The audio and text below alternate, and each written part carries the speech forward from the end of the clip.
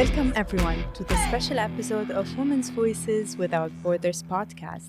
This podcast is brought to you by Aide Humanitaire et Journalisme with the support of the French Ministry of Europe and Foreign Affairs. This episode comes during the 16 Days of Activism campaign, a global call to protect women and ensure their full participation in public life. According to the latest studies and research done by the United Nations, nearly 860 million women lives only 50 kilometers away from a deadly conflict. And this is a huge number, a number that we haven't seen since the 1990s. And although it has been 25 years since the declaration of the Women, Peace and Security Agenda, we're seeing worldwide a rise in violence against women and an exclusion from peace processes. The Netherlands has long been known as a leader in advancing the WPS agenda or the Women, Peace and Security Agenda. It is therefore a great honor for me to welcome today Mr. Adriaan IJsleistein, the Consul of the Kingdom of Netherlands here in Erbil. Welcome, Mr. Adriaan. Well, thanks for having me on the show, Sahar. I'm so happy to have you here with us. How are you doing today? Yeah, actually great. It's good to be here.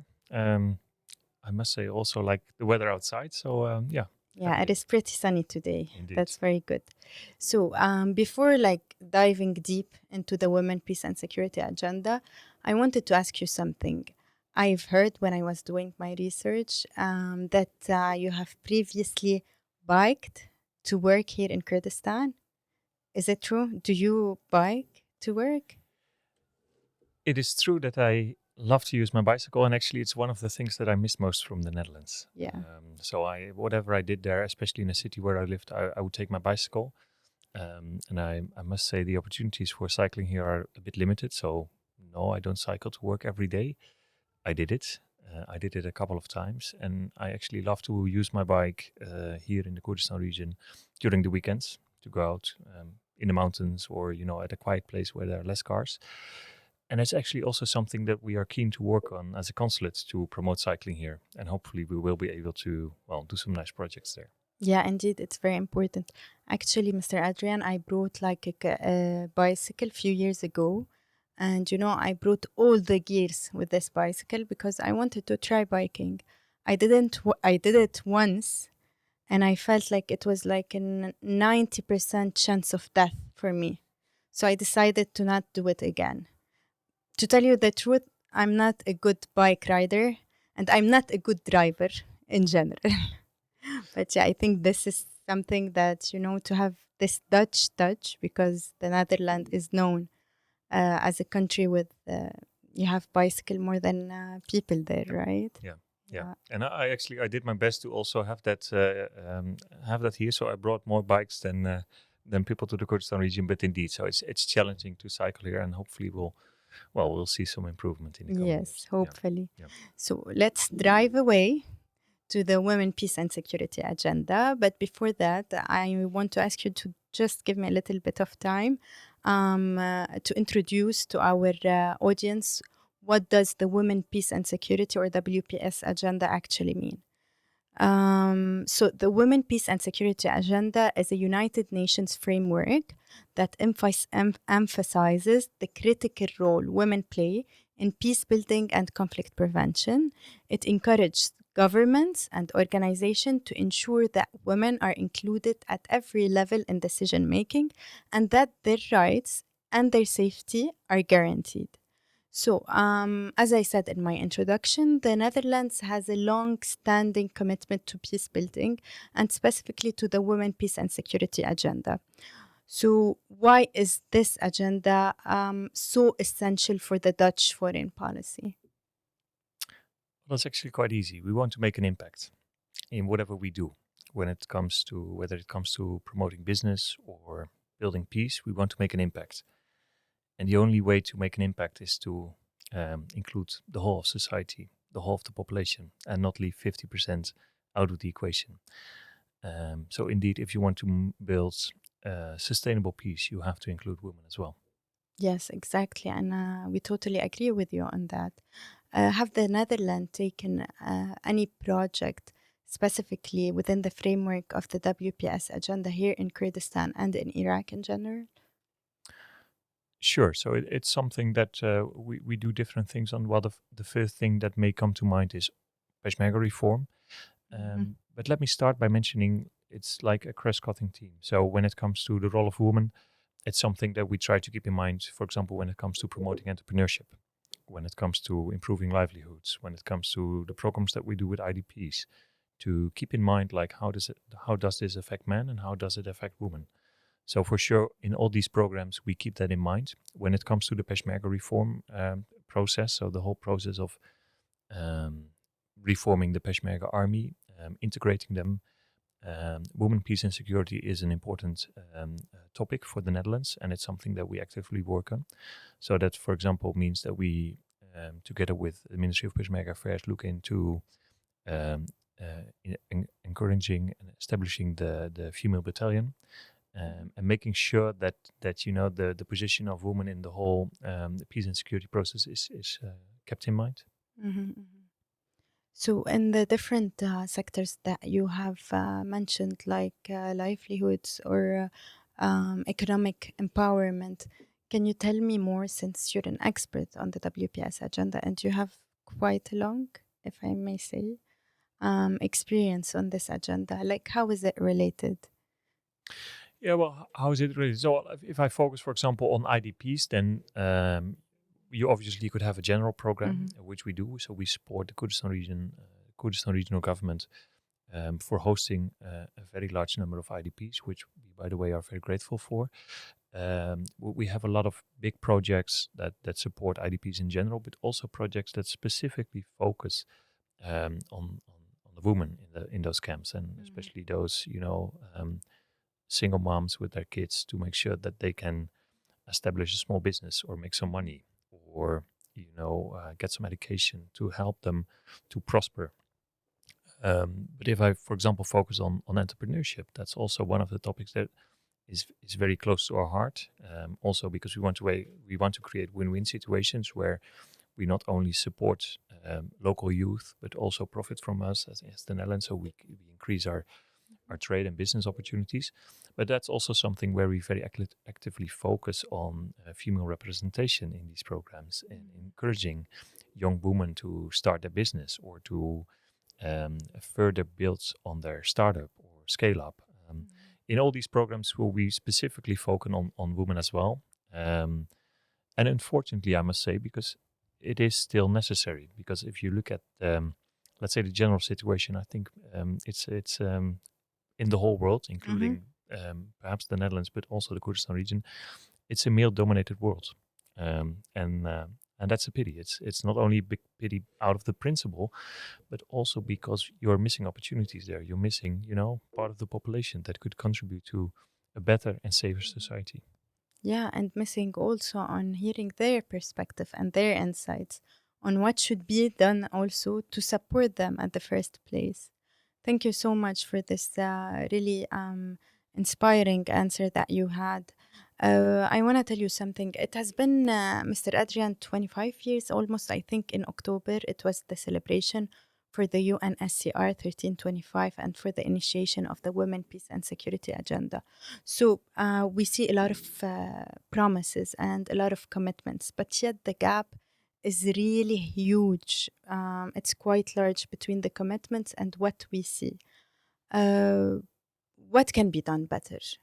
So, from the international community, the local government, and NGOs, to really ensure a real and meaningful implementation of the Women, Peace and Security Agenda. Yeah, I fully agree that progress is lacking, and some beautiful things have been achieved, but at the same time, indeed, we see that we need to achieve more. I think there's not a lack of plans and projects and policy papers or reports. There are many of them. But what we actually want to see is implementation of those plans. And there I think there's a couple of responsibilities. First of all, for the government of the Kurdistan region, but also, if I look at ourselves, the government of the Netherlands, to really implement those plans. But there's also a job there for civil society to hold these governments accountable. it's also the responsibility of journalists to hold the governments and also the international community to hold them accountable. Like, okay, it's nice that you have created this very nice plan. It's very nice that you're drafting a new report every year. But please implement What's it. next? Yeah, What's next? exactly. And please implement it. And if I look at ourselves, it's also, not only to hold the local government accountable, but also the international community. So we're now at the 16 Days of Activism, and you'll see a lot of, shiny videos from international missions, including ours. Like, okay, we should stop this, but it doesn't end with these 16 days. It needs 365 days, and we as a government and as an international community have to do that. But at the same time, civil society and journalists, they have to hold us accountable. Yes, and I totally agree with you. And this, what we see firsthand, like civil society and journalists and activists who are truly on the ground, are those who really bring the energy for these policies to be applied. And this also brings me to my next question. Because at AJ, we work specifically with women journalists, and we see that journalism is really an essential part of the women peace and security agenda. So, not only through amplifying women's voices towards peace or documenting atrocities that happen in conflict and post conflict zones, but also by really shifting the narrative. So, from portraying women as victims to portraying women as survivors and as leaders. So, in your opinion, what does journalism, or what is the role of journalism and media in amplifying the mission of the WPS agenda? Well, I think it's exactly what you just mentioned. So it's shaping the narrative, telling the story, reporting on what goes well and what should be better. So holding those, let's say, those in power, holding them accountable. So shaping the narrative, holding people accountable, and then at the same time also keeping in mind, let's say, what's useful and what's not. So, for example, if a young woman leader is doing a great job, Mm-hmm. she's not doing a great job because she's a woman, but she's doing a great job because she's just great at it. And then report on that and try to find the balance in where to amplify and where to really underline, like, this is a woman, and where to underline, okay, this is just a great person, a great example. Yeah, so that's telling that story and telling it in a very positive way. I agree with you, and we were discussing that together before, like recording this podcast.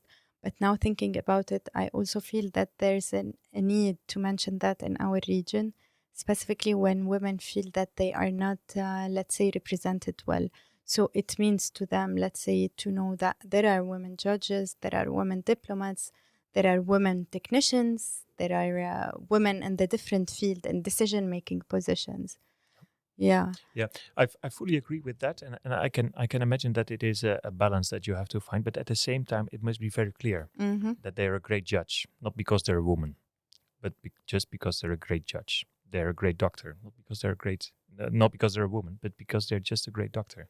So to find the balance and to share these positive stories and positive examples without creating the feeling like, okay, they're in that position because they're a woman, or we should only focus on them being a woman and therefore being different. And this is actually what we hear. Like, this is what we sometimes hear from the men. Okay, this woman got this chance to work in this NGO just because she's a woman. No, not just because of that, but also because she is qualified. She is experienced. She can take this position. So I totally agree with you. And what we're speaking really resonates with our work, our VFS network. Our VFSF network brings together more than 400 women from 11 countries. We have active hubs in Iraq, in Yemen, and now very recently in Egypt.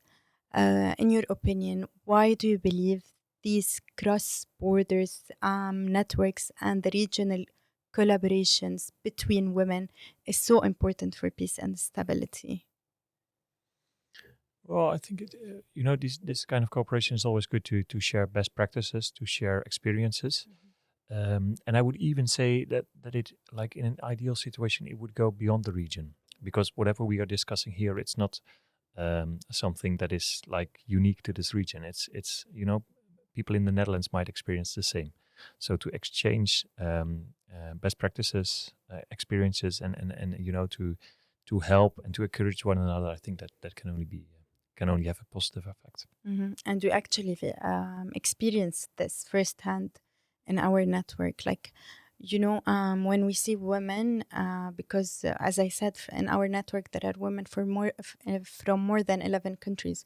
So when we see women from Afghanistan, from Lebanon, from Syria, from Iraq, from Yemen, but also from France, from Ukraine, from Palestine, these women coming from all these different backgrounds, but at the same time they have something in common. And when they are together, it really feels, it's so empowering. It feels that something magical is happening because they feel that they are part of a bigger movement or a bigger mission. And they feel that they have maybe, okay, we are different, but our purpose is the same. And I think this is really essential for a real and sustainable change. So we talked about the 16 days of activism, and as we mark the 16 days of activism campaign, I wanted to ask you, how do you see the rising threats of digital violence affecting women in general, but also women journalists and activists and feminists specifically in the region, because they are those who are more prone to these kind of violence? And does the Netherlands have any current or future priorities to support the safety of women online? Yeah, actually, obviously, it's very worrying to see this. When it comes to violence against women online and offline, and then especially journalists, artists, civil society activists, to see that that's on the rise. It's something that we not only see here, but also in the Netherlands. It's actually a very a topic that's often discussed in the Netherlands, and that actually is a problem and something that we should counter, and we try to do so in many ways. So obviously, I mean, as a representation here, we try to be vocal on this issue. We try to raise this problem, to discuss it with different stakeholders. And at the same time, we, for example, have our Fem Focus program, which is worldwide, focuses on combating violence against women. And recently there was a new program announced. I think the total value is 140 million euros, which will focus on combating violence against women. And it might sound like a big amount, but at the same time, it's worldwide. So a lot of efforts are needed to actively combat this. So that's one of the things we do. And I think it's also interesting to see, for example, in the Netherlands, we also try to create a discussion on this topic, and to not only having it at, let's say, a very specific discourse or let's say a civil society discussion, but having it as a discussion for the broader society. So, for example, there's currently this campaign which basically focuses on speaking out as a man, where you basically there's a lot of these advertorials on TV where you see a group of men making specific remarks, and then the point is, okay, if you're with a group of men, do speak out. And that's actually, it shouldn't be one effort, but it's these multi-lines of efforts where you actually encourage, civil society and society as a whole to combat this problem. And as you mentioned, Mr. Adriaan, it's not something that is related only to the Kurdistan or Iraq or even the region. It's worldwide. I've read yesterday the latest report that UNESCO did, and it mentions that 73% of women journalists experience online violence. It's a scary number. And through our different campaigns and like different campaigns that the feminist organization are working on in the region, the main message is really for people to know that if it happens online, it doesn't mean it's not real. So if it happens behind the screen, it's still a real violence, a real harassment, a real threat on women. So yeah, I think this point is really important to raise. I wanted also to know your opinion regarding something, Mr. Adriaan. As we're seeing in the past few years, conflicts are escalating. So the conflicts are rising, but unfortunately, the funding for peace building and women's rights is shrinking, unfortunately. In your opinion, how important it is to really support women-led initiatives, but not only women-led initiatives or NGOs or big NGOs or local NGOs specifically, but also independent journalists and small organizations that rely on these funding to survive? Well, obviously, it's very important to support these organizations and to also do it on a very local level because you know local organizations, local journalists, they know best what's needed. And at the same time, you're right. Budgets are shrinking, and that's not something that we can solve at this table. So budgets indeed are shrinking. I wish we And could do that, yeah, yeah, unfortunately. we would have a very complicated budget discussion here. But budgets are shrinking, and that's why for the Netherlands it's also very important to really focus on sustainability in all the programs that we do. To not only look at okay, what are we going to do now, but okay, but also look at and how will this program continue after the funding stops? Because you know, funding cannot be forever. It is necessary. It's something that we want to continue. So that's also why I mentioned the Fem Focus program, where we, as the Netherlands, continue this work, and at the same time, really keeping in mind, okay, how we'll make sure that this is sustainable, even if the funding stops. And well, we were discussing before for the program. Indeed, there it's very impressive to see indeed where you see programs where, like yours, where people have been able to train trainers and then actually after the funding stops to continue those trainings. That's something that we really want to achieve. Can I get a little bit personal with you now after we finished everything about women, peace, and security, the 16 days of activism? Yeah. So,